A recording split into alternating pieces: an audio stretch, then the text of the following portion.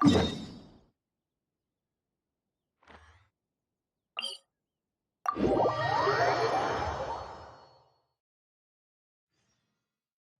been to so many places lately. What do you say we take a day off from adventuring and just find somewhere nice to relax? Let Paimon think. Where are some nice places we should go? Oh, why don't we pay Cloud Retainer a visit at Mount Aozang? It's been a while since we... Here we are, right outside her place. Do you still remember the first time we came here? We even brought offerings and everything. And when we told her that Rex Lapis had been assassinated, she immediately threatened to squash Liyue Harbor.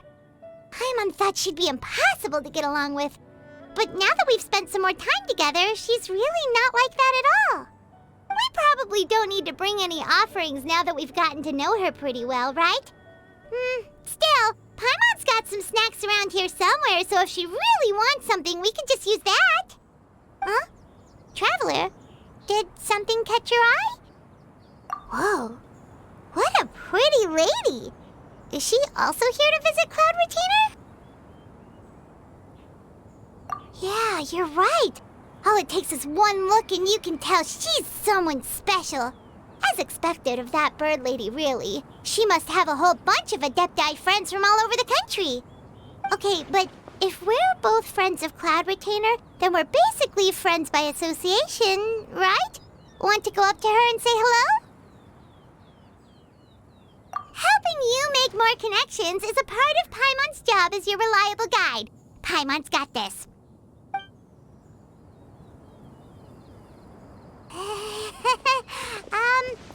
Hello.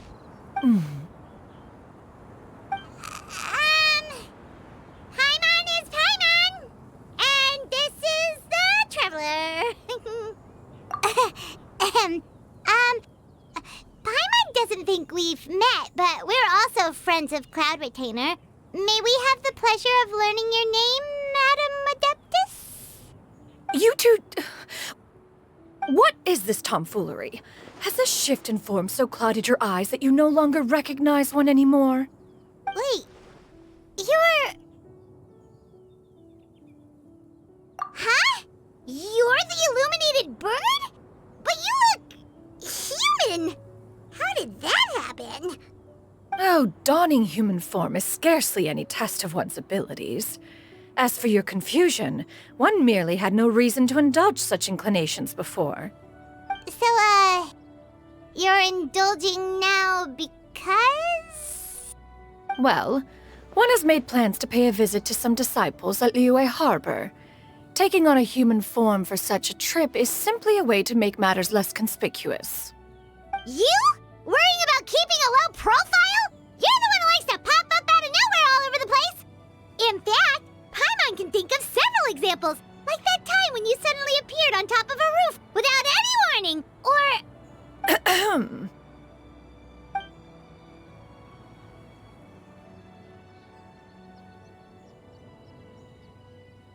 Hey, didn't we agree not to bring that up unless she asked? Oh? So you have taken care to follow the proper rules of etiquette after all. Most commendable.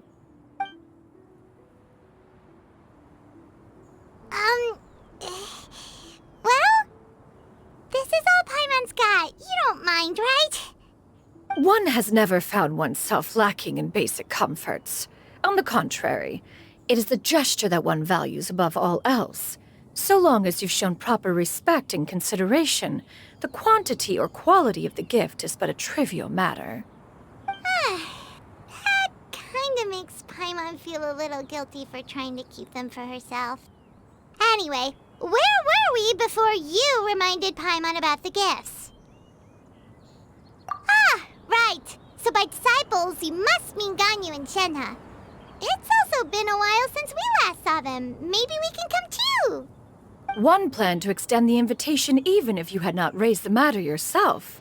Shenhe and Ganyu should be quite pleased to see you again. However, one would first inquire as to the reason behind your visit here. You have cause to seek one's company? Yeah, we just found ourselves missing you and wanted to see how you were doing. We were hoping you'd tell us one of your stories. Who knew we'd run into your human form while we were at it? Is that so? If there are no urgent matters at hand, then let us make haste for Liyue Harbor. Ganyu is likely still working at Yuehai Pavilion, so that shall be our first stop. Sounds great! Then let's all go to Liyue Harbor!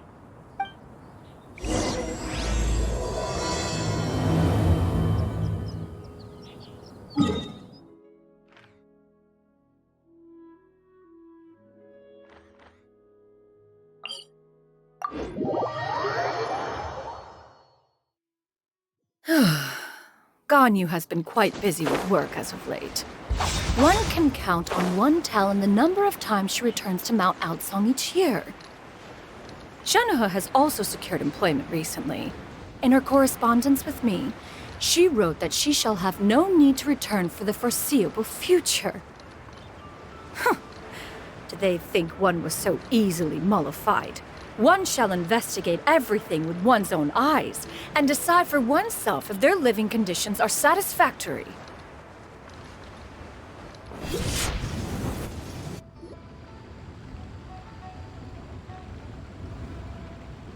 We're almost at Yuehai Pavilion! Hey, do you think Ganyu will be shocked to see Cloud Retainer like this? Guess we have no idea if Shenhe and Ganyu have ever seen her in this form before. Wait, where did she go? Why are you just standing there, Cloud Retainer? Quietly now. One shall stay here. You two can go and meet with her. But why? Isn't it better if we all go together? If one were to proudly proclaim one's presence, Ganyu would surely profess herself otherwise unoccupied and drop everything to attend to one's visit. One fears that would only result in her staying up all night to make up for lost time. One does not wish to trouble her. Conversing vicariously via you two shall suffice. Do remember to inquire as to her recent well-being. Again, do not mention one's presence here. Fair enough. Makes sense. All right, then, we'll just pass on your regards and... Cloud Retainer? Oh, busted. Is that lady someone you know, Miss Ganyu? She is indeed. I'm sorry, Huixin, but could we delay the upcoming meeting for a little bit? I believe my schedule today is quite full. Although, perhaps I could move some work to later in the evening. Oh, not to worry, Miss Ganyu. I'll make the necessary arrangements right away. Thank you, Huixin.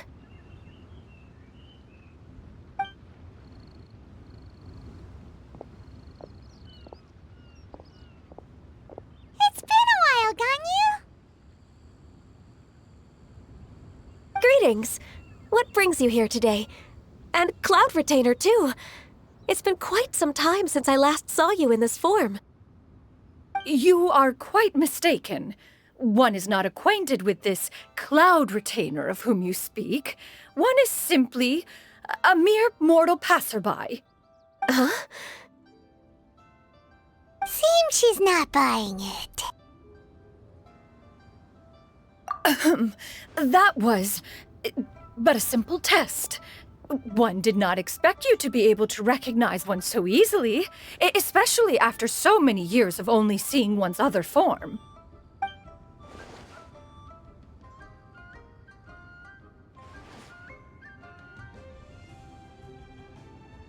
But recognizing you is, my responsibility as your disciple. An apt observation.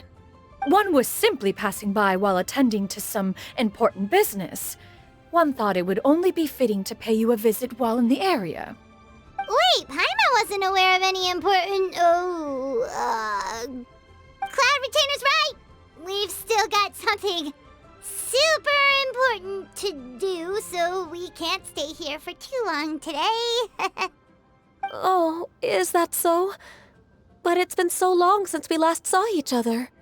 One simply desired to see you and had no intention of interrupting your work. A quick conversation should suffice for today. A more involved reunion should wait until you find yourself less occupied. I understand. That should be fine. While one acknowledges the amount of work that you have to deal with every day, one must also remind you to rest. Though Adepti blood flows through your veins, excessive exhaustion will still cause grave harm to your body. It still makes one nostalgic to see you as you are now, respected and independent. When you were young, you oft begged one to cuddle you to sleep when you suffered from nightmares. Cloud Retainer! Stop! If you insist. We are running short on time regardless, so one will refrain from going into each and every story. Why don't you continue your conversation? One shall simply stand by and listen. Wow, you've been to so many new places since the last time we spoke. If you ever need anything, please just come find me at Yuehai Pavilion. Also, forgive me for my presumptuousness, Cloud Retainer, but if you plan to continue appearing in this form, don't you think it'd be helpful to adopt a human name? A human name? Huh. You raise a valid point. Considering the sheer extent of one's renown, Cloud Retainer is surely too recognizable as a name. You really think so? Not that you're not famous or anything, but that famous? You presume to know the extent of one's illustrious achievements. One would hardly think such a thing to be possible. Nevertheless, Ganyu's advice cannot be ignored. From this point on, when in public occasions, be sure to refer to one as Xianyun. Xianyun? I assume that's a reference to the full record of Pristine Pavilion. An adeptus of years past would rise with the clouds and rest with the moon. They were enlightened and wise, free and unfettered. The writer referenced Master's name to describe her carefree and spontaneous nature. Oh, that sounds super cool! Paimon feels like only the most powerful of Adepti could rise with the clouds and rest with the moon. Actually, those lines were originally written to describe Cloud Retainer herself. Huh? Wait, so you're really that powerful? And what of it? Did you truly take one to be nothing more than a bird of bigger than average size? Not exactly. To be fair, Cloud Retainer rarely speaks of her past accomplishments. The tales of her past can only be found in ancient texts. It is said that once, a long, long time ago, there was a severe drought in Liyue. Left with no choice, many people left their homes, while others spent day and night praying to the Adepti. Although I did not live through such tragedy, simply reading about it is enough to gain a visceral understanding of all the pain and desperation during that time. On top of the drought, a noxious gas also began to spread through the land. If not for Cloud Retainer's efforts, much of Liyue would be nothing more than a barren wasteland today. The books had this to say about what happened. Upon arrival, the Adeptus borrowed the wind to retain the clouds. Immediately, the clouds gathered together, and abundant rain burst forth from the heavens. Drought and plague were both driven away, and the people were saved. Wow, that's incredible! Mortal records add embellishments to dramatize past events. One did merely what one ought, and even if one had not interceded, the other Adepti would surely have stepped in to help. Even so, you stopped an entire drought! Can you really control the weather like the book said? Oh, Paimon suddenly has a lot more respect for you. So it was Paimon's bad for calling you Illuminated Bird before. You're not too mad, are you? How laughable. A name is but a simple label we carry with us on our journey through the world. Why would one be offended by such a trivial matter? That's a relief. In that case, Paimon will continue to call you whatever feels right in the moment. Well, that is quite enough ancient history for now. Ganyu, have you had word from Shenhe? One has heard that she procured a job recently. Have you any thoughts on her workplace? And what, pray tell, of her monthly remuneration? Moreover, does she find herself overly inundated with work? Is she allowed time off during Lantern Rite? That is a lot of questions. There is no cause for concern, Cloud Retainer. I introduced Shenhe to her employer personally. Wanmin Restaurant's business has been booming recently. So, with Chef Mao being swamped with customers, and Xiangling still off and out in search of new recipes, I introduced Shenhe to staff the restaurant. I see. Most excellent indeed. One has had the pleasure of being introduced to that family. Xiangling is kind and astute, while her father is loyal and reliable. One has no cause to believe that they will make Shenhe's work difficult. Now, it is almost time to partake in the victuals of noon. One shall visit Wanmin Restaurant in person and see how Shenhe is doing. Huh? But didn't you just say that you had something important to do? Can that wait until after we've eaten? You may return to your work, Ganyu. One shall see to this matter on one's own. There will be many an occasion to dine together in the future. One is certain the opportunity shall present itself most readily. Of course, Cloud Retainer. Please take care. Traveler, Paimon, I'll see you some other time. See you around, Ganyu! Whew. Paimon was pretty quick on the uptake there, don't you think?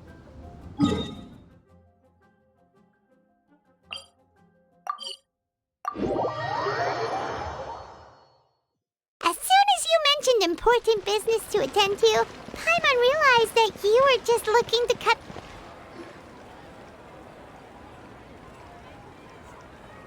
You get what I'm saying, right? Yeah, how can I not? Not even fine food is enough to distract from the presence of a fine lady, eh? Oh, I'm far more interested in getting her details than ordering any dishes. Hey, how about you ask her? You do it. No. I think you should. Wait, she's coming. What can I get for you today? Greetings, miss. I was just wondering if you'd be willing to... What would you like to order? 2 servings of more meat to go. Good chat. Bye.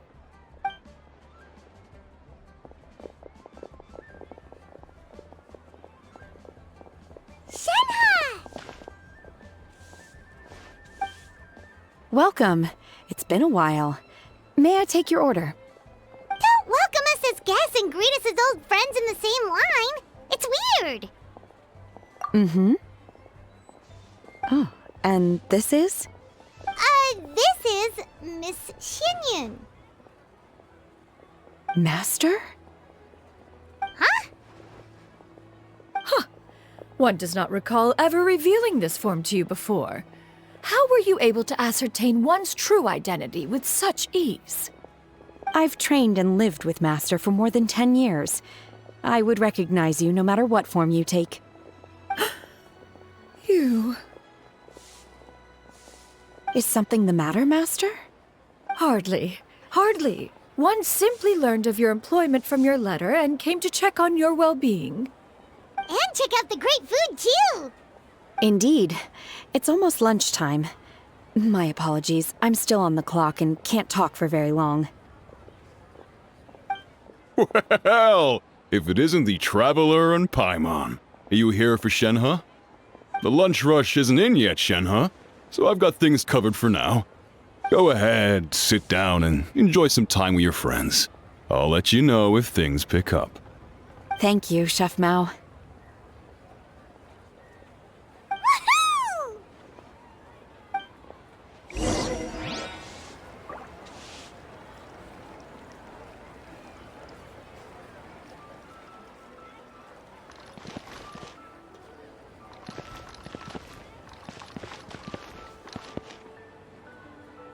Wow.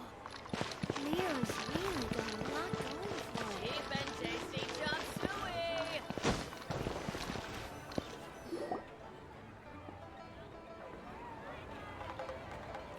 It is just as one expected. The owner of Wanmin Restaurant is indeed a most reasonable and accommodating human. Still, the work here entails dealing with quite a varied group of people. Has this been difficult for you, Shenhe? It's been manageable so far. I sometimes run into strange people, but I have figured out a way to deal with them. Seems like you've been making progress. So by dealing with them, you mean... First, I try to talk sense into them. If that doesn't work, I threaten them with violence. At this point, they usually decide they are in favor of a civil conversation. Oh, how should Paimon put this? Oh, a sensible plan. One is gladdened to see you integrate so well into human society. And you, Master? How have you been?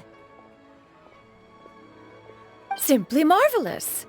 Though Mount Aozang has scarcely enjoyed your presence recently, one has hardly found the pleasure of one's own company to be lacking. I see. Just as expected of Master. I have missed Master quite a bit too. Even though work has been busy lately, I've already had a conversation with Chef Mao about taking some time off soon to visit Master. Oh, you did? Do make note of such matters in your letters in the future. There's hardly a need to keep one in suspense. Whoa, her mood shot up just like that.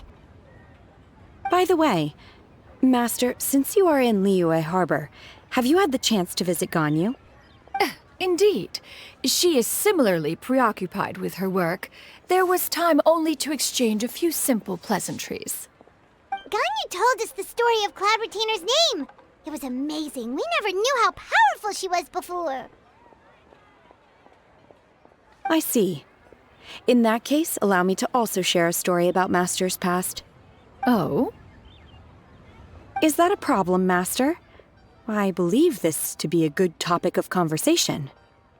No, not a problem. One was simply caught off guard. But no matter. Please, proceed. One is most curious to see how much of one's own conversational prowess you possess. Master once participated in a race against Mooncarver. After Mooncarver lost, he insisted that Master's ability to fly gave her a natural edge in such a contest. In response, Master agreed to forego flying in return for being able to use one of her devices in the race. Mooncarver accepted, only to find Master with a brand new device on the day of the contest. Huh, what kind of device was it? It was a mechanical vehicle made out of iron. What was it called again? Oh, an electro-powered bicycle? Oh, you refer to the bicyclical Thunder Flashmobile. One spent 49 days conceptualizing and crafting it. It need only be infused with adeptal energy, and it can cover thousands of miles in one day. Oh, it boggles the mind why Mooncarver ever supposed he might best me in a contest of locomotion. Though he sprinted with all his might, he could barely keep up. Alas, the one flaw of my mechanism lay in its weakness against mountainous terrain. One was thwarted mere seconds from victory, when it was thrown off course and failed to make it across the final stretch. Truly a most unfortunate turn of events. Anyway, do go on, Shenhe. Master, that was the end of that story. Is that so? With you gone, one has seldom felt the desire to call upon those old fossils for another contest. What is a race without spectators, after all? Have you been lonely, Master? Lonely? At one's age, entire human generations come and go in the blink of an eye. Even one's own self-directed musings can span several days and nights. 'Tis a most foreign sentiment. The mere mention of it is preposterous.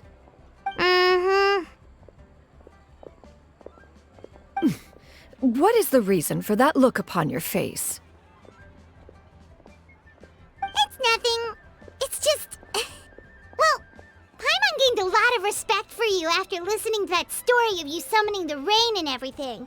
but all it took was a few words out of your mouth and it's like you're back to being that illuminated bird again. I was just a little bit confused. Which one of the two is the real cloud retainer? To me, they are both, Master.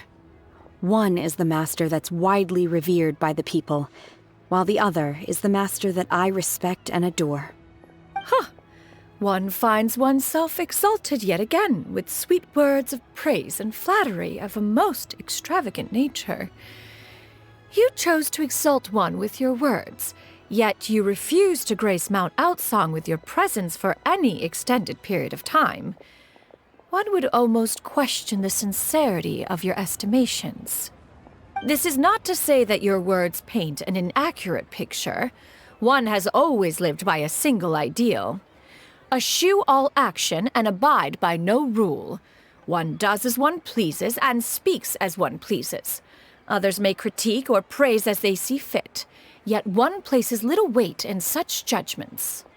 She got what, 2 sentences of flattery from her disciple, and it's as if her ego is about to burst. Do you have any empty tables?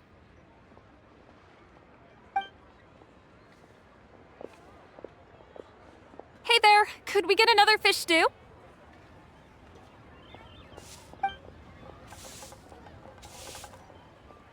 I'm hearing more guests come in. I should get back to work. All right, good luck with the lunchtime rush, Shenhe. I'll try my best.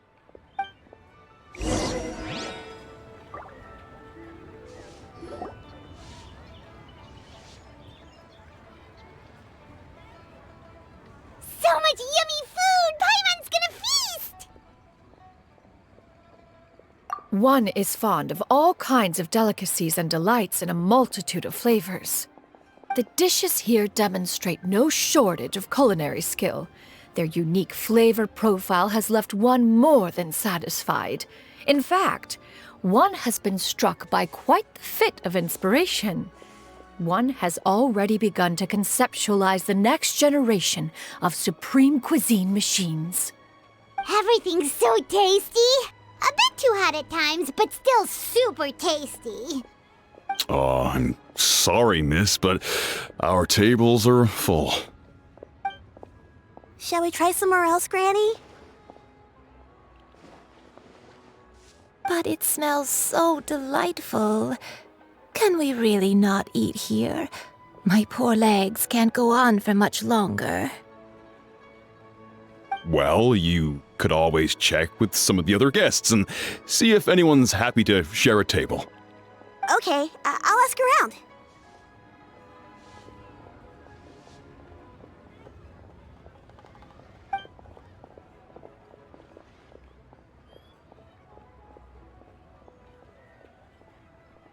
Excuse me, would you mind letting us share a table with you? There are no empty tables left, so... Ah, well, Paimon doesn't mind. What about you guys?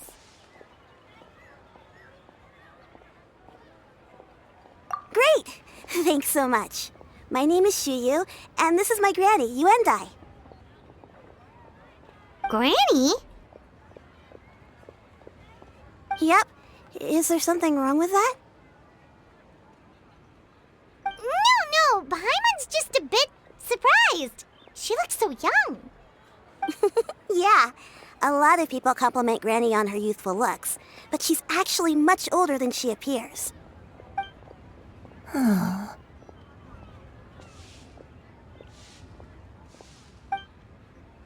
Granny, why don't you take a seat? Come on, it's not polite to stare. Huh. Have we met before? No. 'Tis a fated meeting, then. Please, take a seat. What would you like to eat, Granny? I can order for you. I want braised earthworms. They always pop up out of the ground after a rainstorm. No, not this again. Granny, there's no braised earthworms on the menu. Braised earthworms? Well, that sounds weird. Do people actually eat that? Right, that's what Paimon was thinking too. Need any help? help? Oh, do you mean with Granny? Thanks, that's nice of you to offer. Granny has pretty bad dementia, so her memory's getting worse all the time. She's always saying things that sound kinda confusing. Actually, her memory's been bad ever since I was little. But it's gotten so bad lately that I even have to remind her who I am every morning.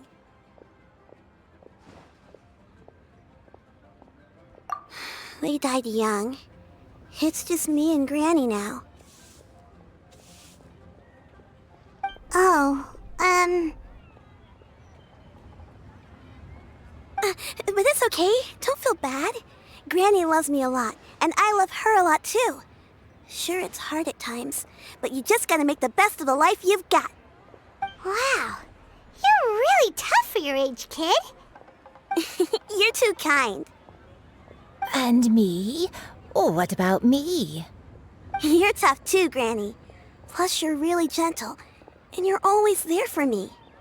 Yes, and it's hardly as if I forget everything. I still remember the important things. Wait, what was that really important thing again? Ah, I remember now. It was a dream. I had a dream where everything was dark. Someone was standing in front of me. She told me to come and find her, and that once I'd found her, I would be free. Huh? That sounds super important. But how come you've never told me about it before? It was just a dream, so I forgot about it. But I'm in a good mood now, and somehow I remembered it again. You know, I believe I've had this dream a great many times. But just how many times have I had it? Now that I do not remember. Wait, so you have a reoccurring dream where someone's talking to you? That sounds spooky. Oh, does that mean you're possessed?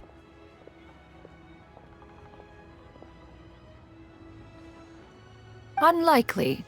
Her eyes are clear and her breathing remains calm and level. One sees no signs of possession. Are you sure? Who do you take me for? Is one not an adept?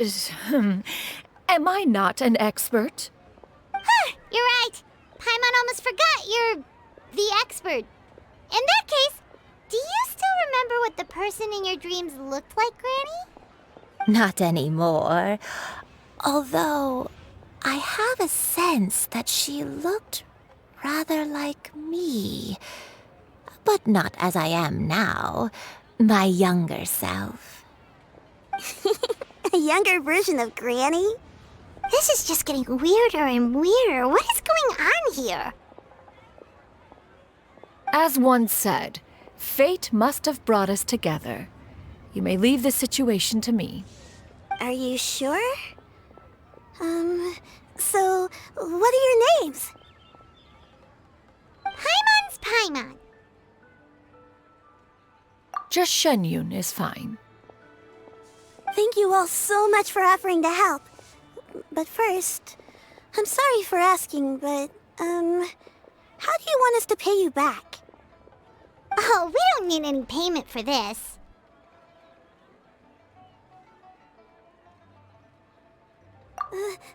Thank you so much. You're welcome.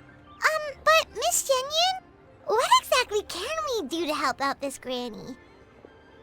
All we have to go off is that dream. Where do we start? That is elementary.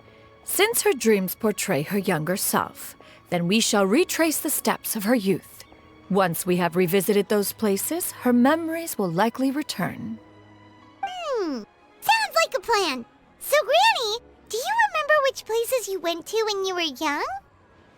Why, of course I do. The heavens above, the earth below, the wispy clouds, and the emerald mountain streams. Okay, taking that as a no. I might have an idea.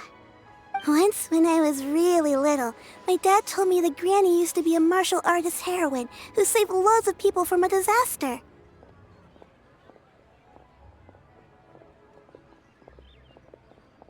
If it's true, then maybe they wrote about it in the history books or something. A martial arts heroine? Oh! Xingchiu knows tons about Liyue's chivalric traditions. If anyone knows about the heroes of the past, it's him. Let's go find him at the Feiyun Commerce Guild. Are you leaving already? But I'm still hungry. I'll go order some food, Granny. If there's nothing on the menu you especially want, I'll just get a few different things. It seems we must part ways for now. The Traveler and Paimon are bound for the Feiyun Commerce Guild, while Yuandai and Shuyu shall remain here and partake of their lunch. As for myself, I have matters to discuss with Streetward Rambler. Streetward Rambler? Oh, you mean Madam Ping! Precisely. Let us meet at Yujing Terrace once you are ready.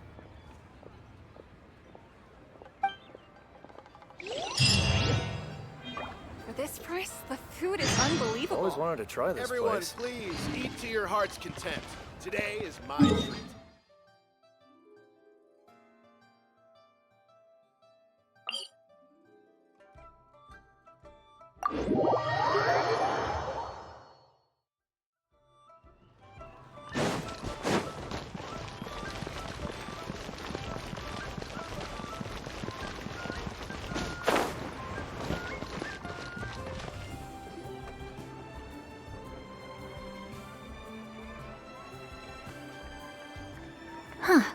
It's you two.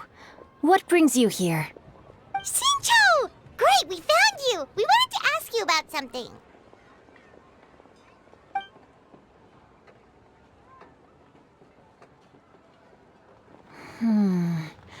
That's not a whole lot of information to go off of. I don't know if I can say for sure. I can't pinpoint her identity from your description alone. But considering her age, I am reminded of a nameless heroine who's been featured in various chivalric novels. Nameless heroine? That's right. The novels often speak of a great drought from 50 years ago. As the people suffered, a nameless heroine appeared and began to clear away evil spirits and bandit camps. The people idolized her, but never learned her name. All they knew was that she always acted alone. Later, though, she supposedly fell in love with a similarly noble-minded exorcist from Mount Tianheng. They were well matched in more ways than one, often fighting together as a fearsome duo of otherworldly strength. After the drought ended, the heroine and the exorcist left the public eye and began living a reclusive life in the mountains. All that remained were tales of her incredible accomplishments. The way this nameless heroine faded from fame into obscurity later in life is not too dissimilar from Miss Yuandai. I hope that's somewhat helpful. Thanks a lot, Xingchiu. We knew it'd be worth talking to you. It's nothing at all. Just something I came across while reading. I did do a bit of extra research on her story, but it was just out of personal curiosity. Well, Paimon still thinks that's super cool. Oh, wait, Xingchiu, if you've read up on her, do you know of any places often associated with her? Let me think. In the novels, the nameless heroine always appeared near one of 3 places. Wangshu Inn, the area just north of Jueyun Karst, and Xingyun Peak. Perhaps the real-life heroine who inspired the character was also often seen near those 3 places. That would explain why those locations appear in the various novels written about her.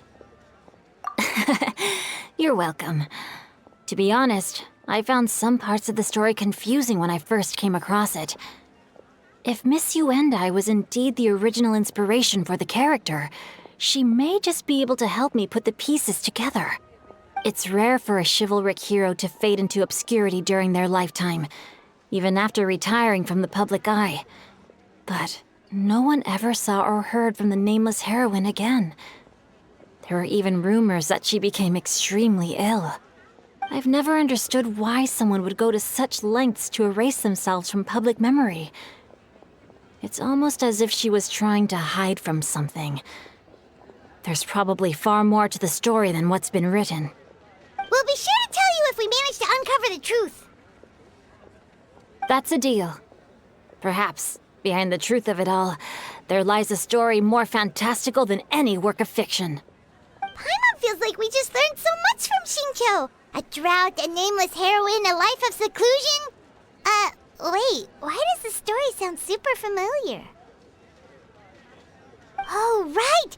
There's a drought in this story, too! Xingchiu, are droughts super common in Liyue or something? Well, they used to be.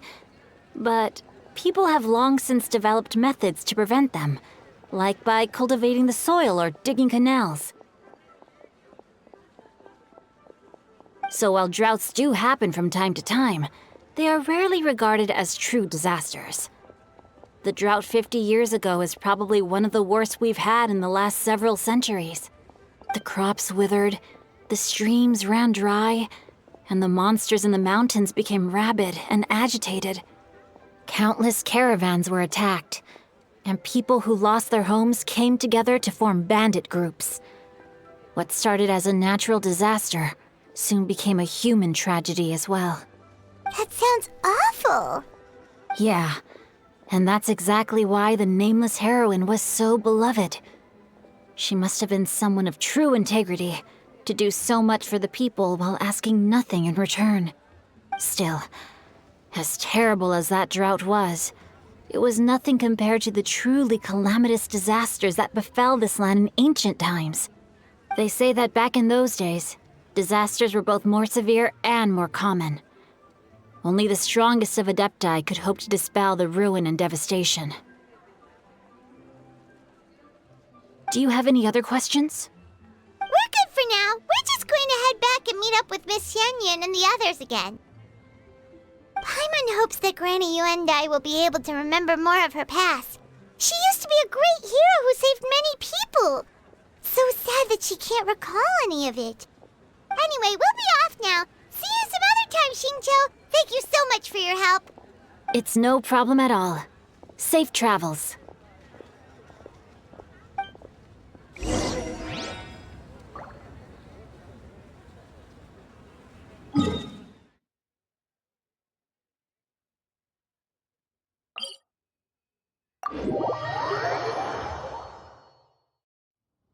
Reduced to just standing around. How absurd. Useless!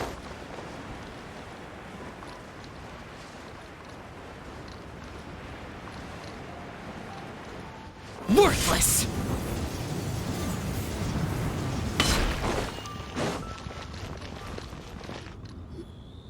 I have recorded the tune that you requested. I hope it will be of help to you. Oh, thank you. Straightward, Ping, what has amused you so? Oh, it's no serious matter. I was just reminiscing about the last time I saw you in this form. Time has wrought such change in this world, and yet you appear just the same as ever. Time has little bearing on one's existence, nor has one keenly felt its effects whilst dwelling at Mount Aozang. Nevertheless, Ping, one would like to seek your counsel on a personal matter. Oh, why so formal all of a sudden? I must say, you're making me a little nervous. What is it? Well, the inquiry is as such. Approximately how much more would one need to afford a comfortable life in the harbor, not unlike the one that you yourself lead? It does not require as much as you may think. Still, do you mean that... Cloud Retainer, Madam Ping! What are you two talking about? Nothing save for some trivial matters. Have you unearthed any useful details? Xingchiu has a theory, but let's save it for when Shuyu and Miss Yuandai have joined up with us again.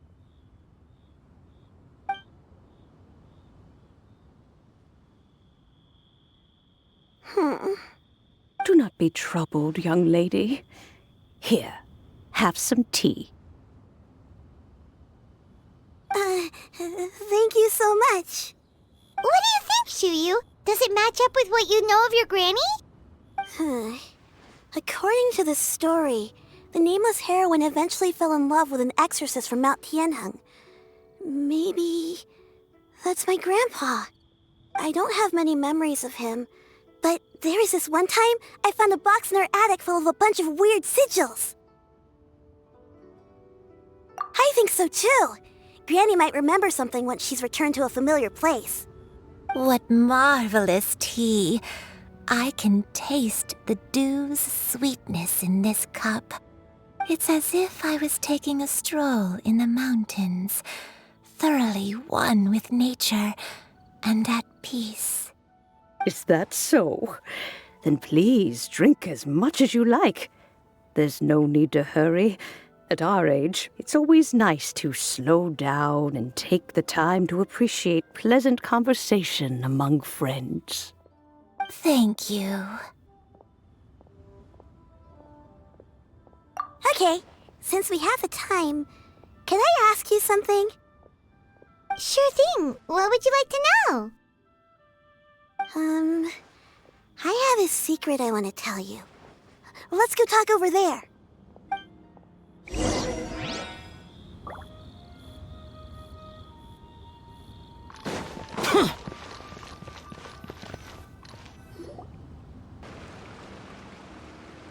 What's wrong, Shuyu? Well, I've been kind of meaning to ask ever since we started talking in the restaurant, but are you guys all adepti in disguise? Oh! About that. Well, you guys just seem super special. Plus, I think I might have heard Miss Xianyun call herself an adeptus. Oh, must have been a slip of the tongue. Xianyun, since you were the one who, misspoke, maybe you can explain to Shuyu here what you really meant by that. One is indeed an adeptus. Is that of some concern to you? Huh? I knew it. Well, one time when I was a little kid, I saw a pure white illuminated crane. I had this super high fever, and Granny wasn't around. I was feeling all icky and gross. But then this snowy white crane flew down from the sky. She put me on her back and flew me to her cool adeptus house and fed me some sort of magic potion. When I woke up, I was already back in my bed and my fever was gone. I really wanted to thank her, but I was too sleepy to stay awake, so I never got the chance. So, I just kind of wanted to ask if maybe any of you have ever met an adeptus like that? A pure white illuminated crane? The only two we've ever met are blue and white and black and brown. Have you ever met one that's pure white, Cloud Retainer? Never has one met an adeptus with such features. One surmises such a description is but a hyperbolic embellishment that oft results from narrative accounts. That's weird. Was it really just a dream then? Well, even if it was just in my head, it doesn't matter that much anyway. All I really want is to help Granny recover her memories. I'm really grateful for all your help. Leave it to us! Now that we know the 3 locations, we just need to visit them one by one. Let's go to Wangshu Inn first. Okay, I'll go get Granny.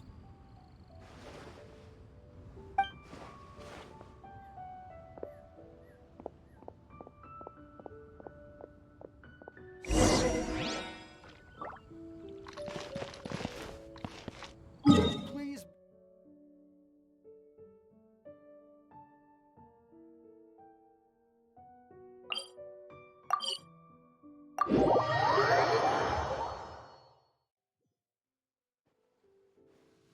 Wangshu Inn. Wangshu Inn. Do you remember this place, Granny? Yes. The fish here is very delicious, and if you look out into the distance, you can always spot a bird that's been left behind by its flock. I believe I used to have a room here. It had a window. Yes, I spent a lot of time looking out that window. Which room was it again? Let me look. I'll come with.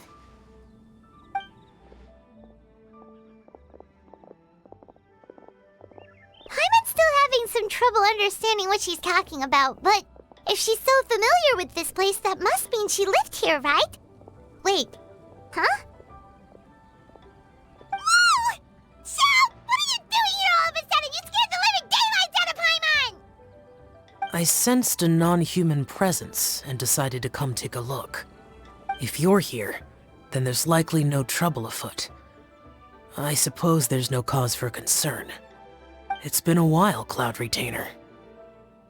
I see you have returned to your previous form. I have indeed. I fought alongside her in this form on many occasions during the Archon War. Oh, wow! What was she like during the war? Oh, wait, let Paimon take a guess. Was it anything like this? Behold, the glory of one's newest invention, the Bang Bang Continuous Fire Mechanism. Hands up and surrender, or be prepared to face the full might of the Adepti. An impressive imitation. Paimon knows her all too well. Even so, Cloud Retainer was not always as ostentatious as you describe. You may be unaware, but her talent with Adepti sigils is just as formidable as her skill in mechanics. The Archon War reached its peak after Guizhong's death. The Cloud Retainer who fought beside me in those devastating battles was taciturn and solemn, only speaking when she had to activate her sigils. A Cloud Retainer who barely talks? Paimon can't picture it. But what happened after that? If you were so powerful in your human form, why did you decide to take up your bird form again? Once one had bid farewell to the world of mortals, what use would one still have for such a shape?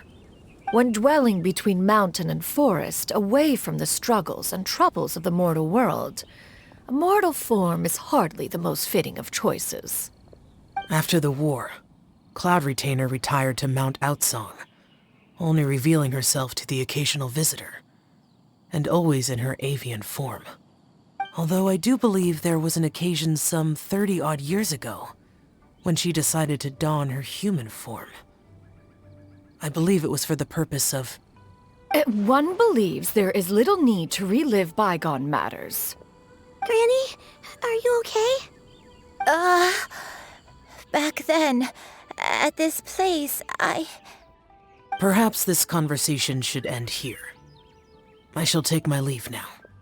Should you encounter any trouble, you need only call my name. However, given that you are traveling with Cloud Retainer, I trust you are in good hands. Everyone! I think Granny is finally beginning to remember her past. Slowly now, calm your mind and recount what has been recalled. A long time ago, I stayed here to recuperate from my illness. Huh.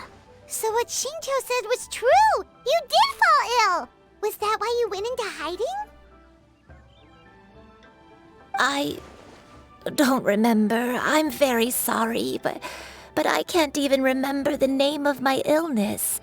The only thing I can remember is that it took a great toll on me, and there was no cure for it. I was confined to my room in Wangshu Inn, where I spent many days unconscious. I'd come to every once in a while and stare at the migrating birds outside the window. It was a solemn sight. I remember crying, but I'm not even sure I knew why. One day, I met a traveling merchant. Upon hearing of my illness, he sold me a bottle of soul-revitalizing tea pills. He told me that the pills were concocted using Adepti blood and could be used to alleviate my symptoms. Sure enough, I made a full recovery. My illness remained dormant for several decades after that. but if your illness remained dormant for several decades, are you saying that what you're going through now is just a relapse of what happened all those years ago? And it was all thanks to the pills that you managed to keep the symptoms in check? Paimon's brain kinda hurts. Do you remember anything else? I'm sorry, I don't. Oh, if only I wasn't so useless. Hey, you're not useless. You've done so much for me. Watched me grow up. Raised me. How could you say that about yourself? Oh, fret not, dear child. Granny was just a bit frustrated. That's all. The recovery of a person's memories is a gradual process. Finding pieces of one's past is always superior to not finding anything at all. Let us make haste to the next location. Next location. Oh, why don't we go to the area north of Jueyun Karst next? There isn't really a landmark there, so where should we start? Oh, Paimon's got it. Let's check out the houses in the area first. After all, if she was there for any length of time, then she would have stayed somewhere, right? Oh, Paimon's really got her thinking cap on today. At this rate, we'll recover all of Granny Yuandai's memories in no time.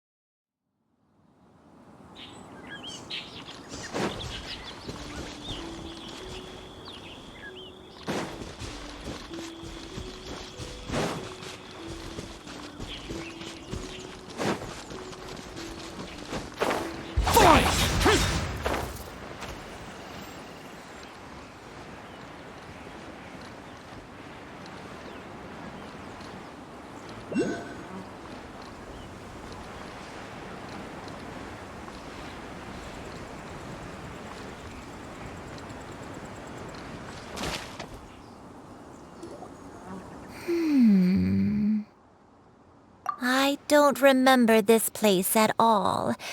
I don't think I've ever been here before. Still, I was thinking, this place feels perfect for a game of hide and seek. Huh? Why a game of hide and seek? I'm not sure. Maybe it's because I used to play that game a lot with Shuyu when she was younger. I don't remember playing it that much. Are you sure about that, Granny? We only played a few times, and we stopped once we realized I was no good at the whole seeking part. Ah, is that so? Then I must be mistaken. Not here then. Let's try somewhere else.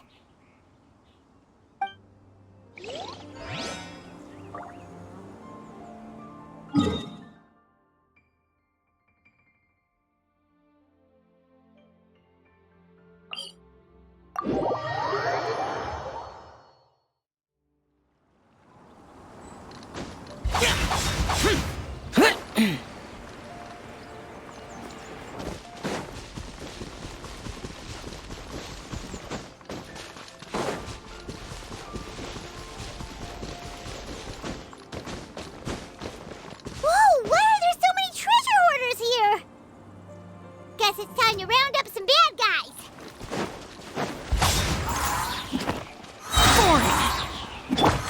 Teamwork is have fun with this, kid. Lament! Here!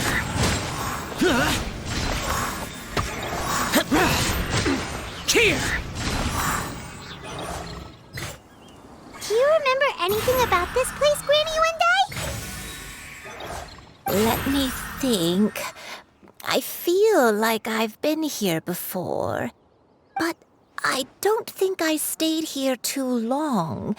I might have just rested here briefly before continuing on my way. Got it. That's okay. There are still plenty of other places we can check. Wait a second.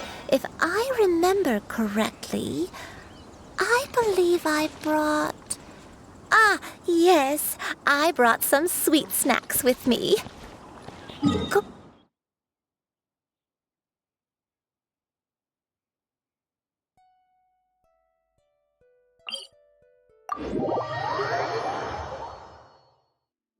Oh, thank you! Then Paimon will help us out.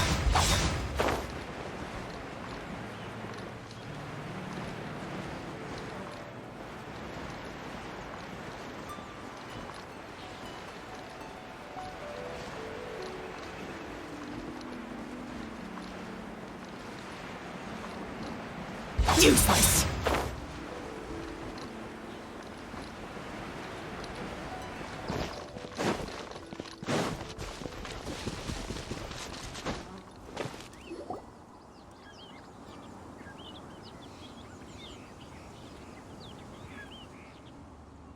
Paimon sees an abandoned house! Why don't we take a break over there? This place... It's...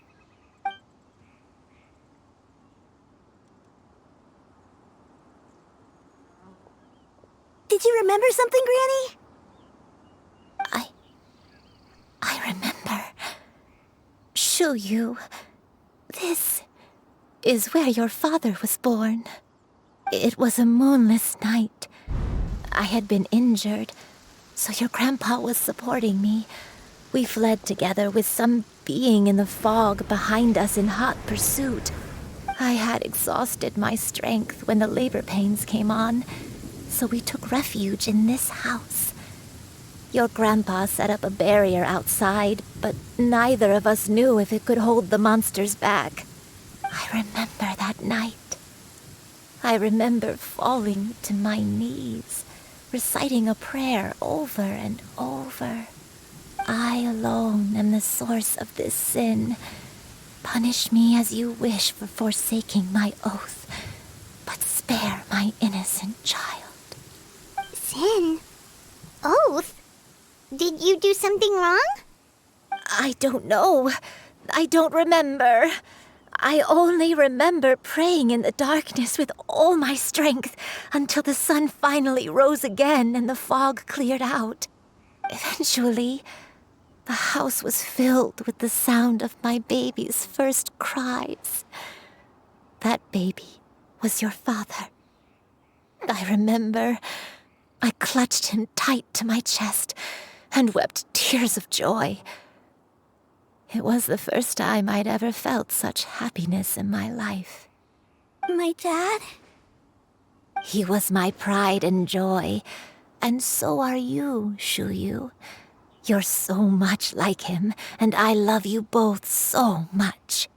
But you're always going to be different from me. Why? Just what did I do? I don't care what you might have done, Granny. You'll always be the person I love more than anything. You're too sweet, Shuyu. I'm lucky to have you with me. If not for you, I would not have had the courage to come here, to try to remember what I had forgotten. All right, let's not stand around any longer. There's one place left, yes? Let's go take a look. If one recalls correctly, the next place should be Xingchiu Peak. Yuandai, how fares your health?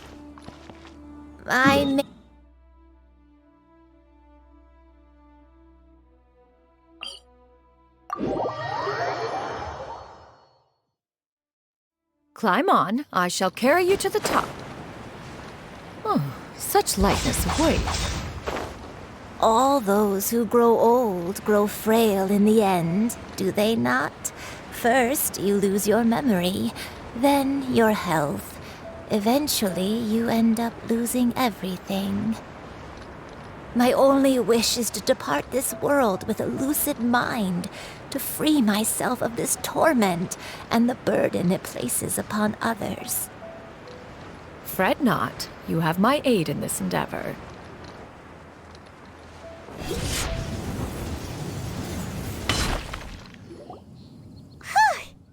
finally here.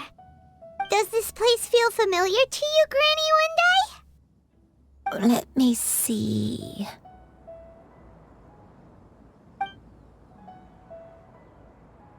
How strange. Have I lived here before? When we were at Wangshu Inn and the abandoned house earlier, though I couldn't remember everything, I still felt a sense of familiarity. I could easily picture myself in those places. But here, I don't have that feeling. Perhaps I did come here in the past, but it just didn't leave a strong impression on me. But did the stories get it wrong then? Yeah, that's true. But they're also the only thing we have to go off of. Paimon was hoping this place would jog Granny Yuandai's memory just like the others. I'm sorry to disappoint you two. It's all right. We're not going to give up yet. We'll figure something else out. Just you wait. Thank you. If only I could remember. Huh? That way. What's that mountain? Oh, let Paimon look! Huh? Isn't that Mount Aozang? Looks like we've come full circle. Mount Aozang. Mount Aozang. Granny, are you okay? Don't push yourself, Granny. It's okay if you can't remember. You shouldn't do something that makes you sad. Mount Aozang, What am I really? Mount Aozang holds some familiarity to you? It does, but I can't go back. Are you feeling unwell? My head, it feels all heavy and dizzy. What is wrong with me? Cloud, Miss Xianyun, is there anything you can do? Let us go to Mount Aozang. But... Fret not, all will be well. Yuandai, you have already given more than enough to the pursuit of this endeavor. You may leave the rest to me. I've prepared something that can aid you in suppressing the fear in your heart and restoring your lost memories. It currently resides at Mount Aozang. Wait, really? When did you do that? I never leave anything to chance. All will reveal itself when we arrive.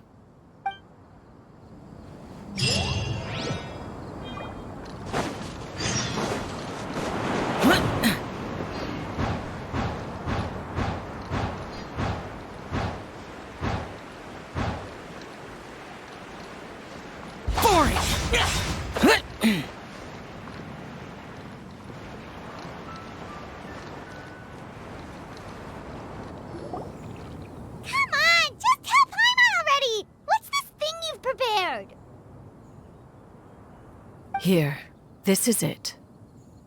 Huh? But isn't this the mechanism that you were tinkering with when we first got here? Oh, is it another invention of yours? Precisely. A recent one at that.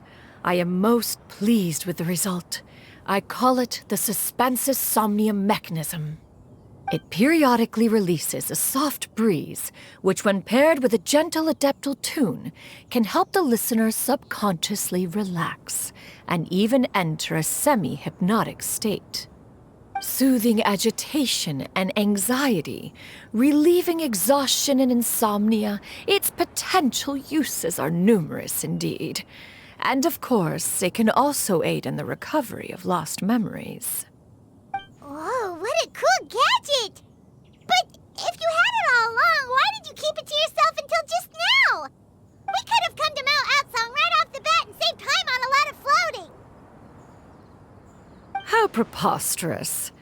Had Yuandai not recalled much of her past through her own efforts, the device would have nothing to draw upon. We Adepti can only help those who first resolve to help themselves. Had she lacked such determination and strength of character, one would have little to offer in way of assistance.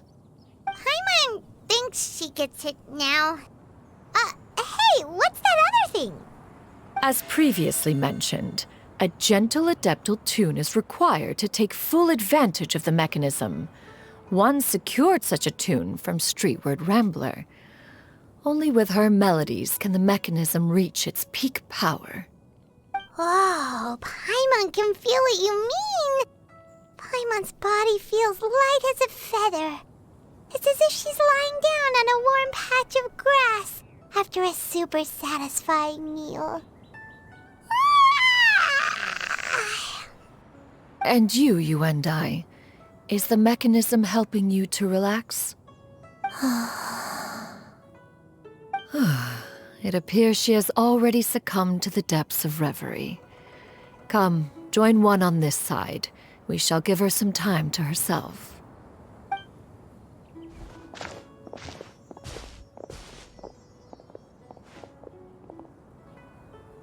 The drought is over.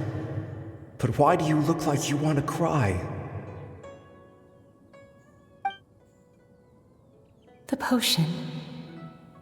It's nearly run its course.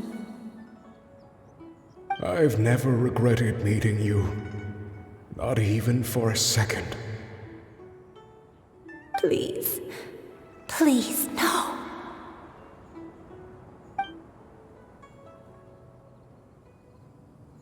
Have you forgotten? This is the world you left behind. One of gentle breeze and morning dew, perfectly straddled betwixt the realms of heaven and earth.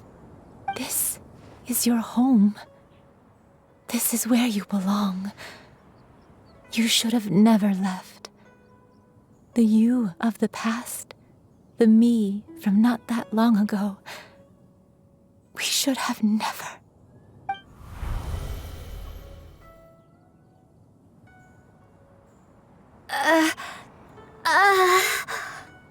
So that is the truth. No wonder this place is so familiar. Granny!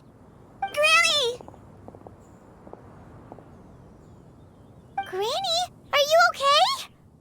Cloud Retainer. Your memories have returned? Wait, did you just call her by her full name? Does that mean you already knew each other? Yes. I now remember everything. Everything. Granny, please don't cry. I'm here. I'm here. Oh, don't worry, my dear child. Granny is fine. I'm so sorry, everyone. You've gone to so much trouble on my behalf. It's all come back to me now. The most important thing that I had forgotten was the truth of what I once was. One can sense the guilt that now plagues your conscience. Reclaiming a truth long buried is sure to come with a myriad of complex emotions. Perhaps one should recount the story on your behalf while you compose yourself. No, it's okay. Now that I've remembered, I must face my memories head on. Shuyu, everyone, I cannot thank you enough for all your help. I'm ready to tell you my story, if you're willing to listen. Please, Granny, don't force yourself. What happened in the past doesn't matter. I love you more than anything. Nothing you say can change that. I know, dear child. My feelings for you are exactly the same. It is for this reason that you deserve to know the truth. Some time ago, I made a terrible mistake. One for which I could never atone. Is this the sin that you mentioned in Jueyun Karst? What happened? I am, in truth, not a human being. My real form, one that I held for centuries, was that of a wild crane. I spent many, many years living on Mount Aozang, bathing in the soft breeze and drinking the sweet dew of the mountains. At some point, I somehow gained wisdom and sentience. The Lord of the Mountain, Cloud Retainer, became aware of my existence and began to share many stories with me. She even passed on the secret of cultivation to me. Though she never took me on as a formal disciple, I always saw her as my master. Whenever she took out her tools to work on mechanisms or new inventions, I would also stand next to her and watch. I even contemplated completing my training and becoming an adeptus in my own right. I followed her teachings, and time gradually passed us by. Until that fateful day 50 years ago. 50 years ago?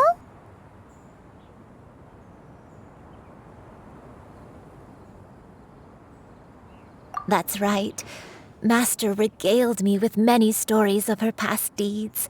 From them, I learned how she had saved people from a similar crisis in the past. She was the one I looked up to the most. More than anything, I dreamt of becoming an adeptus like her. I wanted to travel the land like she had, relieving suffering wherever I went.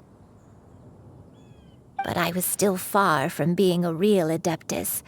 I possessed no ability to take on human form and fit in with the crowd.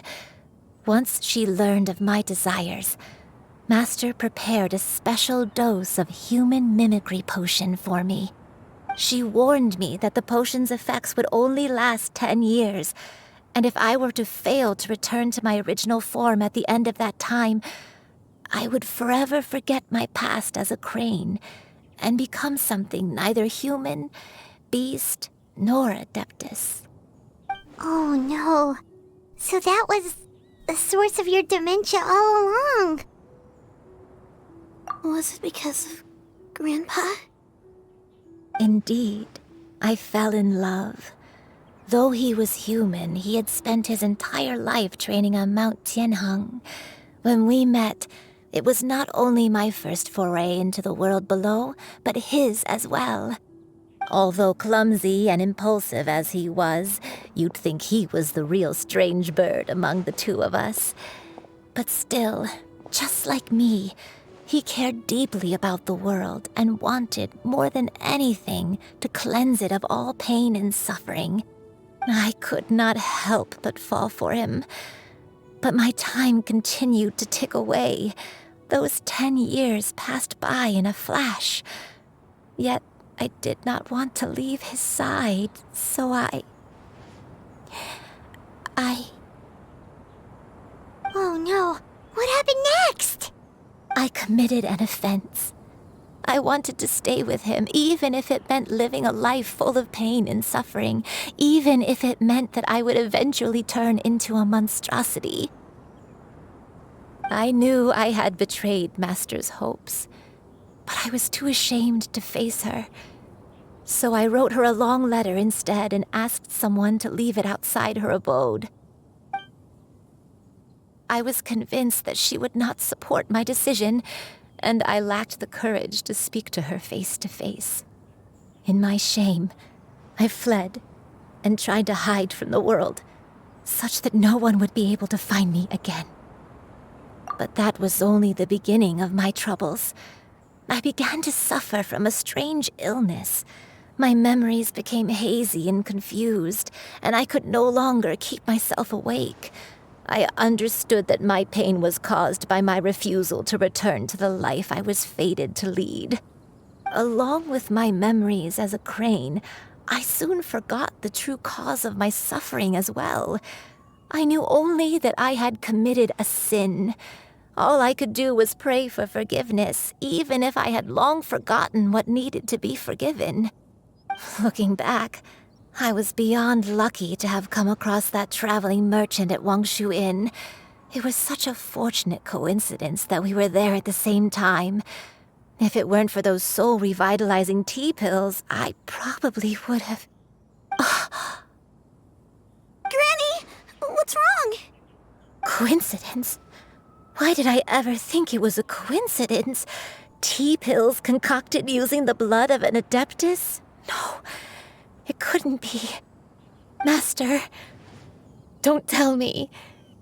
Back then, that merchant was actually... Human custom would dictate the conferral of gifts to be in order when one's progeny is wedded, would it not? Consider the pills a symbol of one's best wishes. So when I tried to conceal my name and mistakes from the world and hide myself away in perpetuity, the only person I managed to deceive was myself. You knew where I was all along. One still remembers when you were but a fledgling. You possessed a certain fondness for a particular game. You would hide yourself among a group of wild cranes and ask one to pick you out from among the flock. One found you with such ease every time. 'Tis a truth most evident. One always recognizes one's own, no matter what form they may take. Wait! Paimon's confused! So, Cloud Retainer, you found Yuandai again? But how? When? And what happened after that? Perhaps it is now time for one to recount the rest of the tale.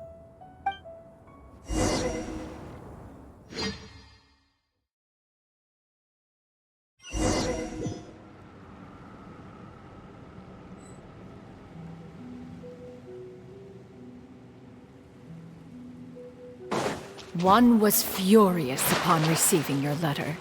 Seized with anger, one set out to bring you to your senses.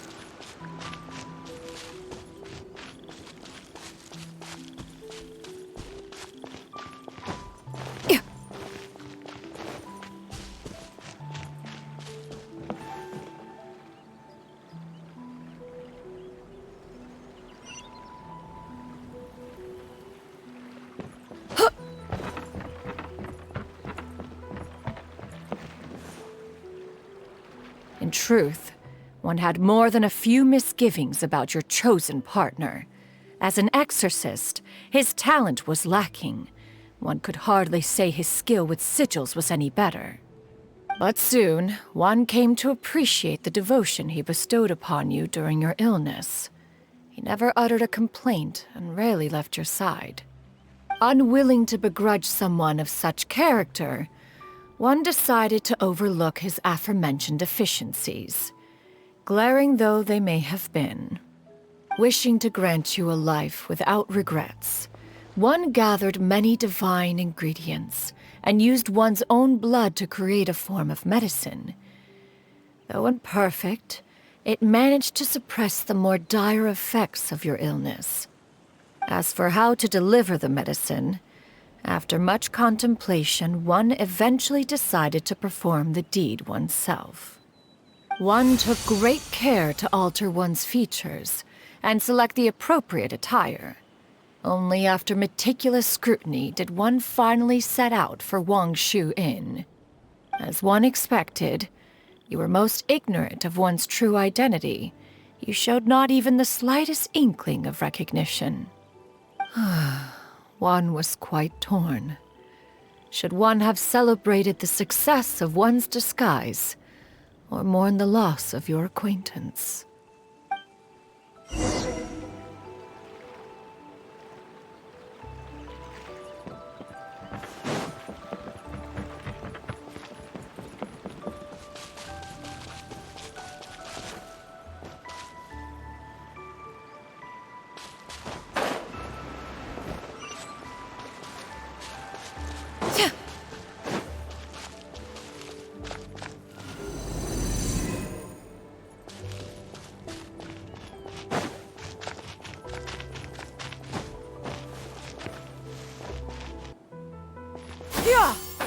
Nevertheless, one would speak to you about another matter, if you are amenable. Even considering your loss of memory, one was simply flabbergasted that you could so easily forget the consequences of consuming medicine infused with adeptal blood.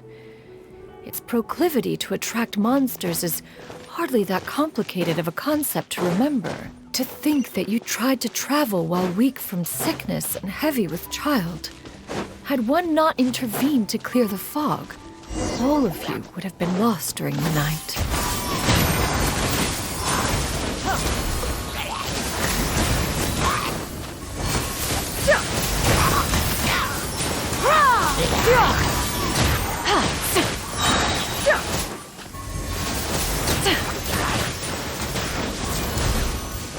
Gray clouds converge!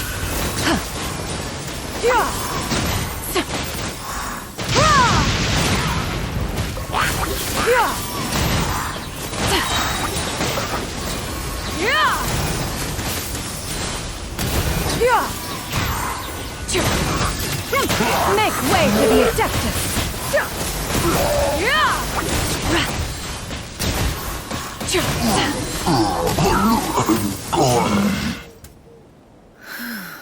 Those monsters would hardly have pursued you with such ferocity without sufficient incentive.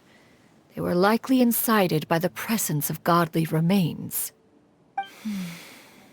Said godly remains, in turn, were likely drawn to the trace of one scent on your body.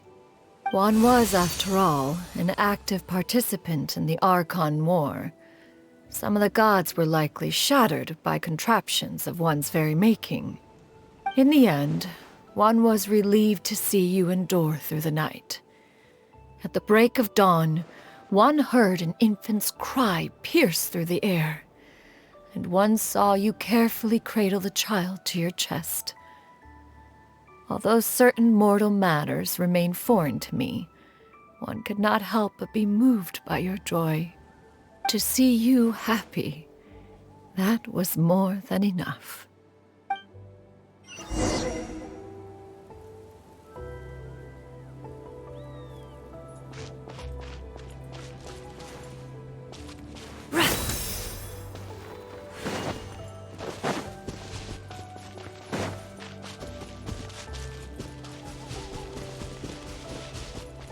Now you should have a complete understanding of the events. Wait! But if that's true, then the crane who took care of me when I was sick must also be... Ah, one had almost neglected to recount the absurdities of that tale.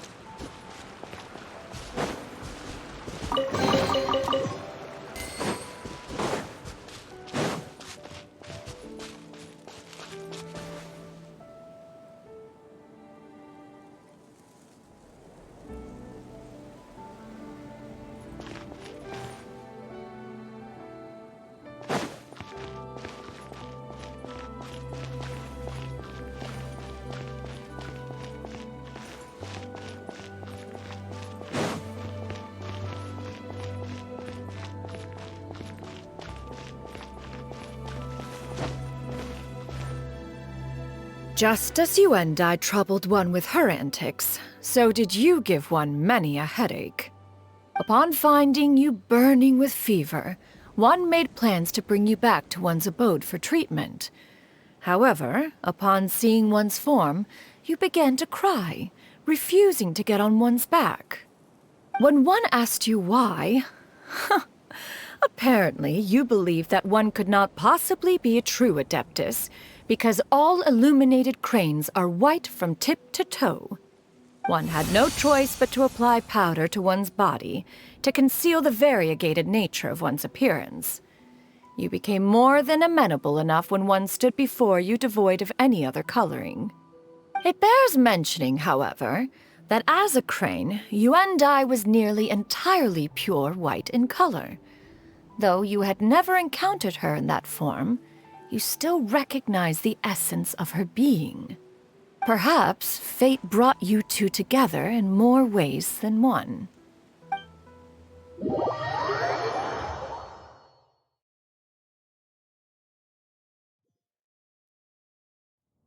Now all has been revealed. One owes you an apology, Yuandai. One recognized you upon your very entrance into Wanmin restaurant. One has always viewed you as a disciple of equal standing with Ganyu and Shenhe. Indeed, one wished to bring your story to a satisfactory end with this visit to Liyue Harbor. Still, one could not reveal your identity right away. Had one simply informed you of all you had lost, all those cherished memories would merely have become the fictionalized account of another. Memories are most meaningful when recalled by those who lived through them. Would you not agree? Even if the process was painful and arduous to experience. Have you any further inquiries? Master, I must ask.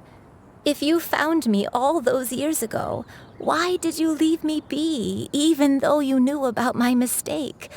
Why did you not bring me back to Mount Aozang by force? One has never regarded your action as a mistake. It was a simple choice, nothing more.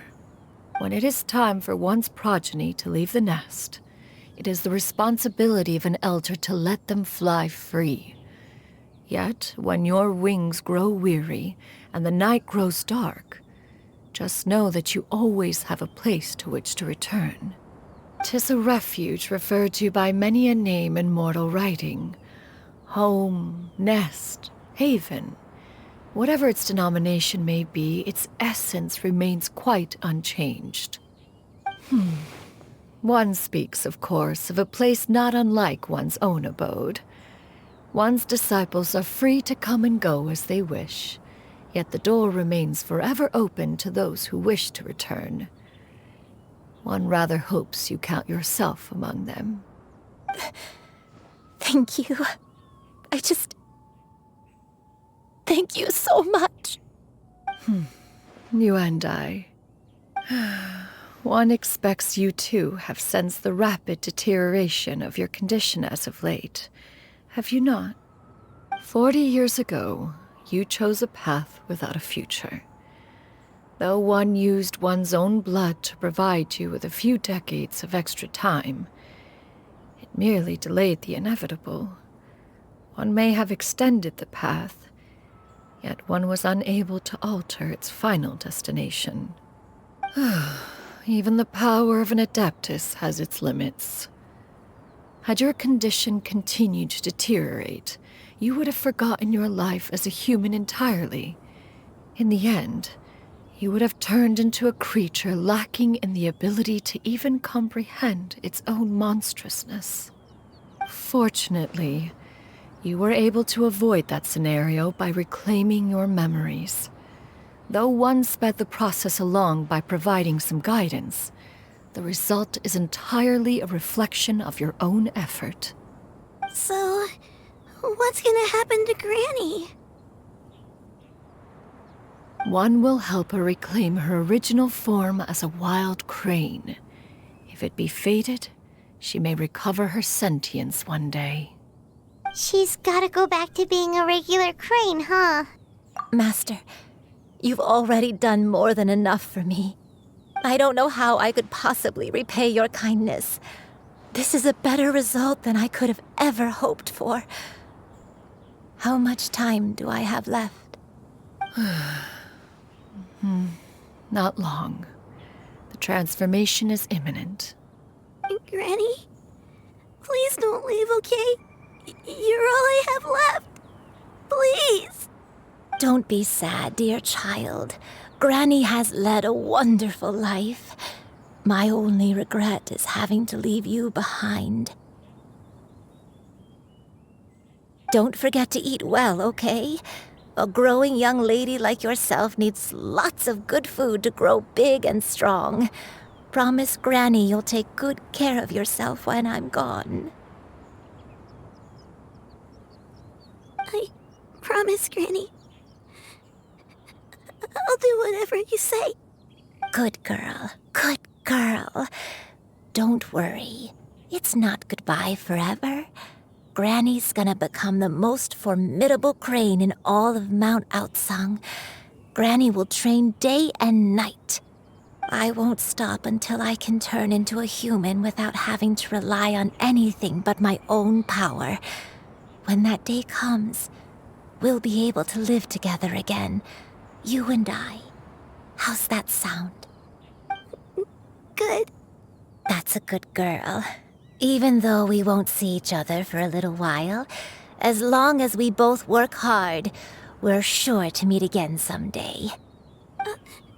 I'll eat well, Granny. I promise. And I'll wait for you, no matter how long it takes. I'll wait for you to come back. That's a good girl. Then Granny really has no more regrets. I'm so sorry, Master. Thank you for everything.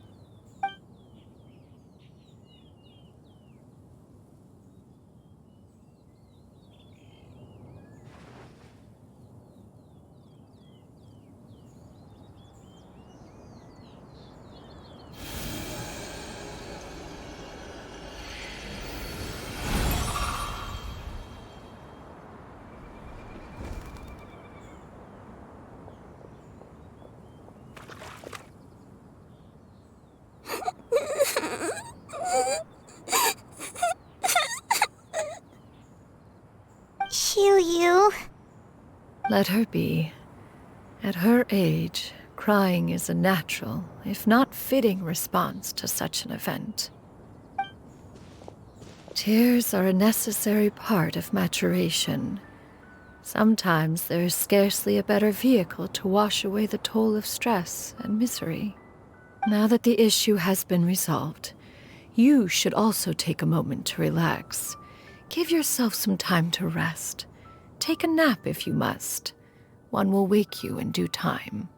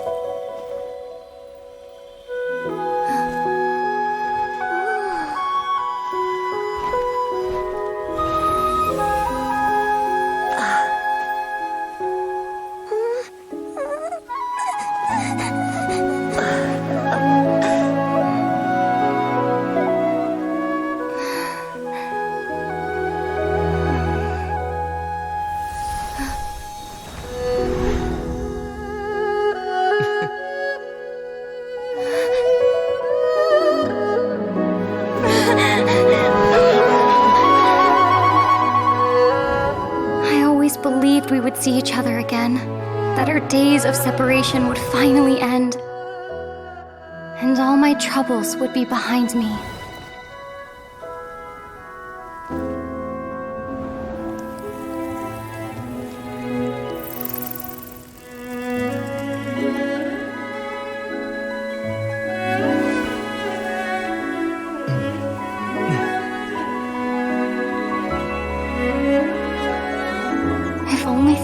Stay this way forever.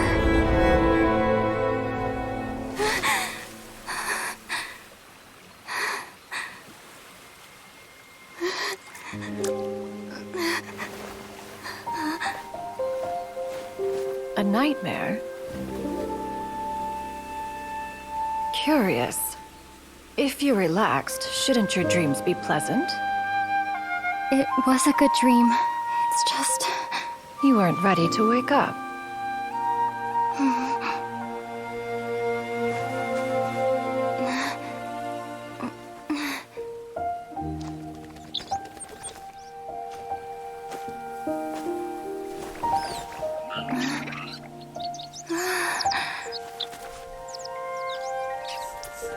Eloquent as one may be, words of comfort are not one's strong suit.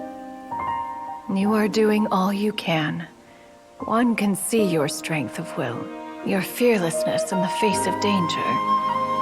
And so, whatever your dream may be, one believes that you shall achieve it. Of course, whenever the perils you face overwhelm you, or you become weary, one is always here for you. After all, as an elder, it is only right to look out for the young ones.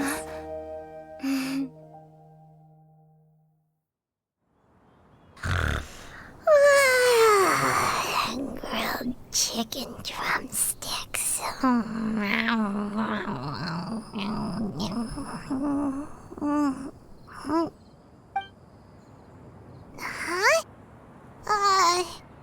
Was Paimon sleeping just now?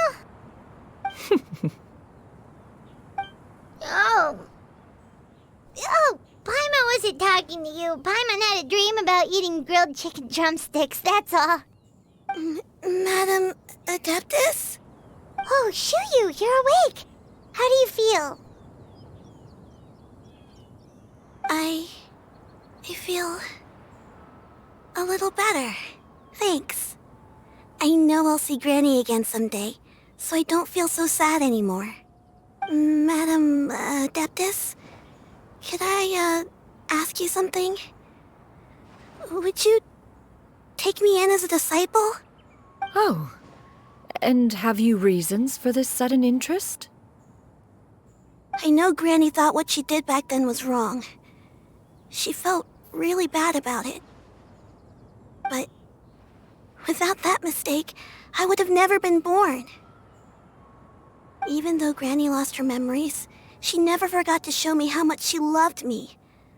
So, I thought maybe one day I could become a cool Adeptus like you and help a whole bunch of people, just like Granny wanted to do. Upon some reflection, one supposes you are no mere mortal. The fact that Yuandai's blood flows through your veins is proof enough of that. If this is what you desire, one shall make it so.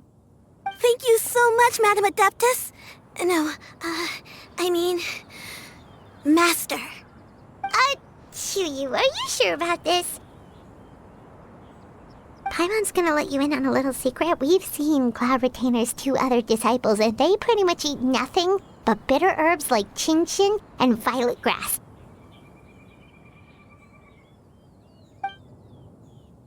If you join them, you'll never enjoy Wanmin Restaurant's delicious cooking ever again. How utterly preposterous. One has never enforced such a rule. Every individual must find their own path to enlightenment. So long as one retains a pureness of spirit, one's dietary proclivities are quite irrelevant. Well, you say that, but Paimon's not seeing any tasty treats up here now, is she? Although Mount Aozang is rich in natural beauty, its location does preclude access to certain finer mortal comforts. That is precisely why one plans to relocate to Liyue Harbor. Shuyu shall have the honor of becoming one's first disciple in the human world. Whoa, you're leaving Mount Aozang? One has never concerned oneself with the location of one's residence. From the very beginning, one has sought only solace and peace. Yet in the end, all of one's disciples ended up in Liyue Harbor. Ganyu, Shenhe, Yuandai, they all chose a life among the mortal world. One has reflected on this fact for many years now. One can only assume that it is due to some failing on one's part as an elder or master. A failing, perhaps, of recognizing what it was they truly wanted. One is most curious as to what aspect of Liyue Harbor could have enticed them to remain there. One could hardly offer an opinion on the matter, but perhaps some time in the harbor will prove instructive. Why are you all so silent? Paimon is, just a bit shocked, that's all. So, does this mean we can grab a meal together in Liyue Harbor sometime? One has precious little time to squander. However, if one finds oneself otherwise unoccupied, one would not be opposed to the idea. One will be assuming the identity of a human while residing in Liyue Harbor. You should take care to avoid disclosing one's true identity. Don't worry, we'll help you keep it a secret. So, when can we expect to start seeing you in the city? Perhaps in 2 days' time. One has some matters to see to before one's departure. Preparation is the key to success, after all. One plans to put up various items from one's collection for sale. The earnings should provide for a comfortable living in Liyue Harbor. One has already picked out a handsome property near Chuhu Rock. 'Tis no small purchase, but what is mortal life if not one expense after another? Seems like you've really thought of everything. Then how about we meet up in Liyue Harbor in 2 days? A sensible plan. See you then. Oh, also, why don't you take this suspense insomnia mechanism as a souvenir?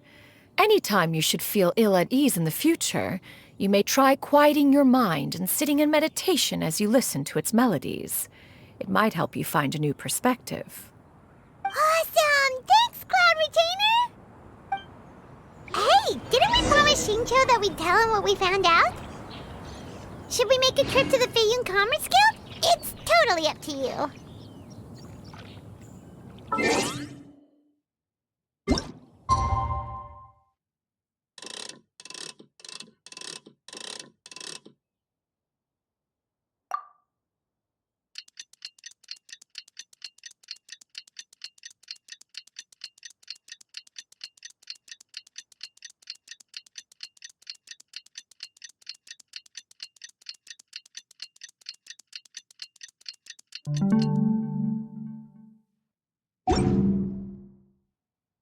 The damned will sooner die again than lay a hand on me.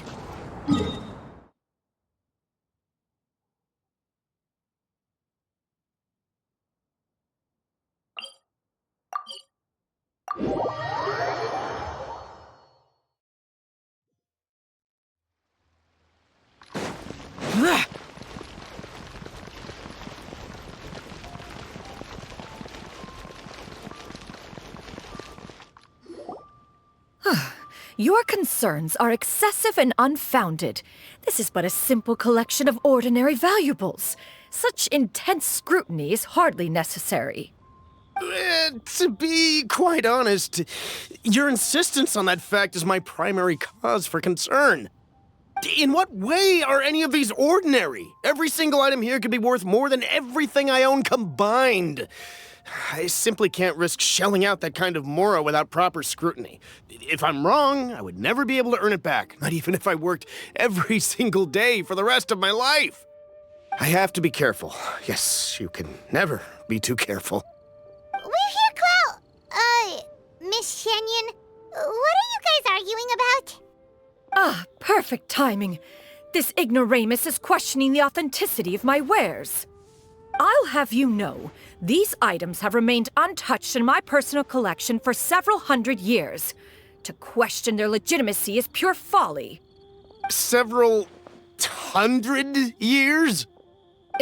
Indeed. They're family heirlooms, you see, passed down over many generations, as families are wont to do. Yep, they've definitely been around a while. We can vouch for her on that one. Hear that? Had I not found myself in need of mora, I would scarcely have had the heart to part with them. Indeed, you should consider it an honor to even have the opportunity to behold them with your own eyes. Doubt their authenticity any further, and I may just decide to take them to another buyer. Whoa, please don't go! I apologize for any insult, miss. You see, I know full well that I lack the knowledge to judge the true worth of these items. If you could wait but a moment, I've hired an expert to appraise them for me. He should be here shortly. An expert, you say? Very well. I will wait for a little while longer, then. Traveler, Paimon, this is my new residence. If you have cause to seek my company in the future, this is where you can find me. Master! Oh, it's you two again. Hello. Shuyu! You got a new outfit! It looks great on you. Mm-hmm. Master made it for me. I like it too. Huh? You know how to make clothes? Do I know how to make clothes? With the support of the proper mechanism, sewing is hardly a challenge. Master, I brought in most of my stuff. There's a few boxes left, but they're kind of heavy, so I just left them outside. Fret not. I shall help you move them into your room. Actually, I should probably sort through my stuff a bit first. Everything's kind of messy right now, so maybe you could, not look yet, Master? Yeah, that'd be great. It appears my young apprentice has her own fair share of secrets. No matter. Do what you must, child. Now, this expert you mentioned, when can we expect their arrival? Soon. Ah, there he is! Here, allow me to make some introductions. This is Mr. Zhongli, a well-respected consultant at Wangshu Funeral Parlor and an expert in all manner of valuables and antiques. Mr. Zhongli, this is Miss Xianyun. She's the one who's looking to sell the collection of valuables I mentioned earlier. Huh.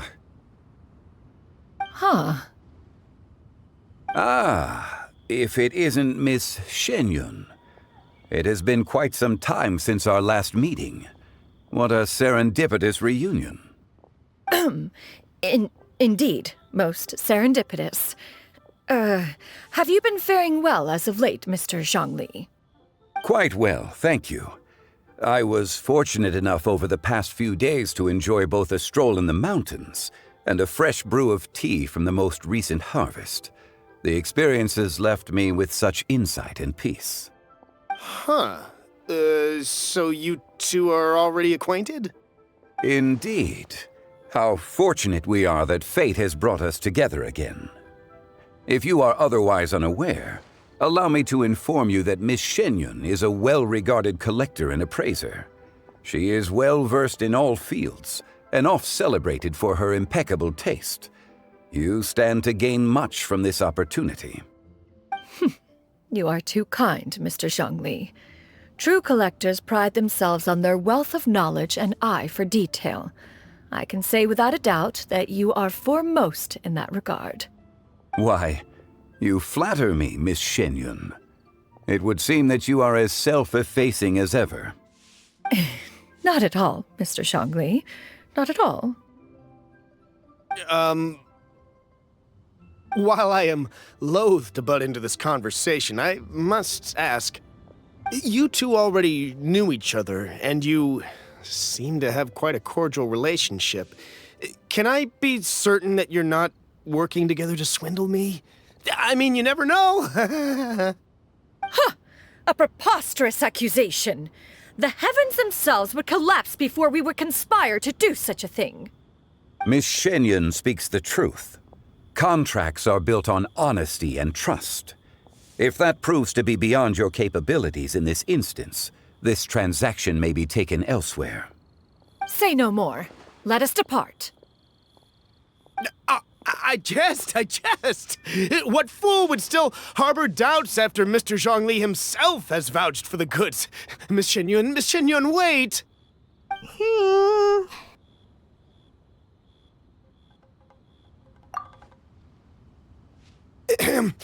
I deeply apologize for doubting you. So, Mr. Zhongli, could you please give me a final verdict on the value of these items? There is no cause for concern. They are indeed rare and precious valuables. Take this mechanism, for instance. Though one may not immediately perceive its purpose, its structure and appearance are exquisite enough to merit it a place in any fine home. The same can be said for this one here. Few could hope to possess an item that so perfectly blends mechanical wonder with geometric grace. I am sure you have heard from your travels that the study of mechanisms is among the most wondrous arts in this world. With that in mind, I earnestly recommend procuring every last item in this collection. All right. Since I hired you as my consultant, Mr. Zhongli, I shall, of course, trust your good opinion. Then, in that case, Miss Xianyun, I'll take the lot. However, since the final sum is quite large, how about we start with an initial deposit through the Northland Bank? The Northland Bank? Huh. Oh, you refer to the fiduciary house. Oh, very well. I fear people only use the term bank nowadays. In that case, I'll be off for now. I'll return to collect the goods once you've received the funds.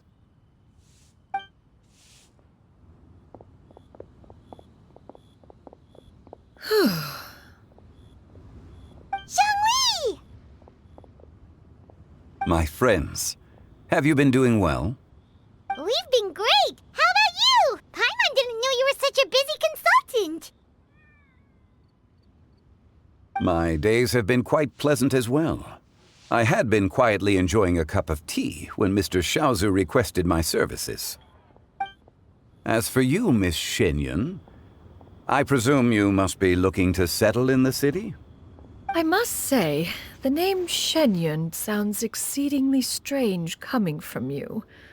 Perhaps you could dispense of that particular epithet in further conversation. Whatever for.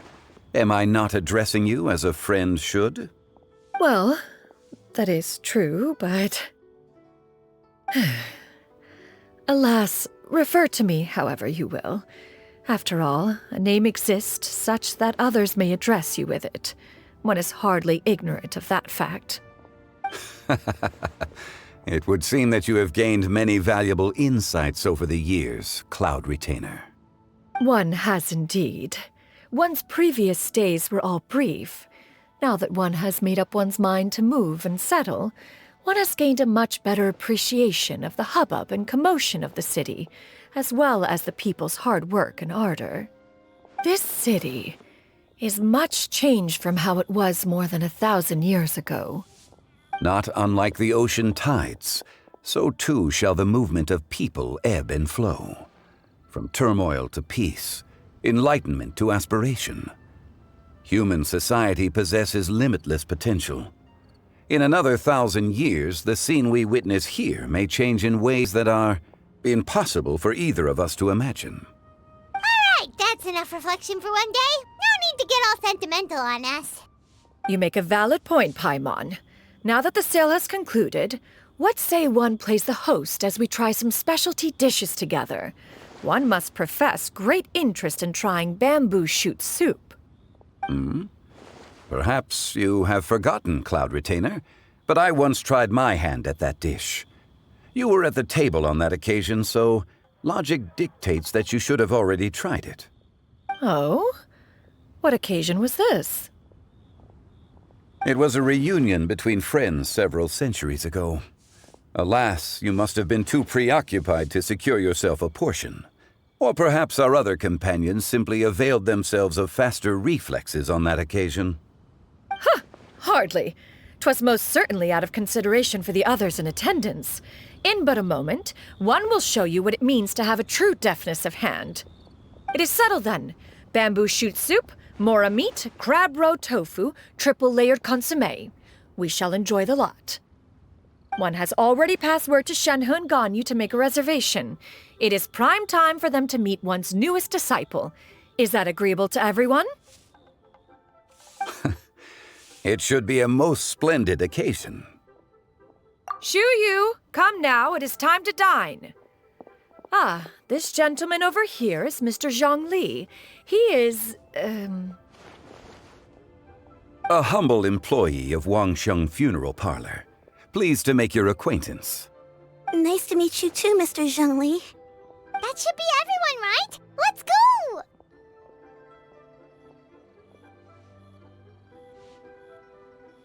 Sounds good.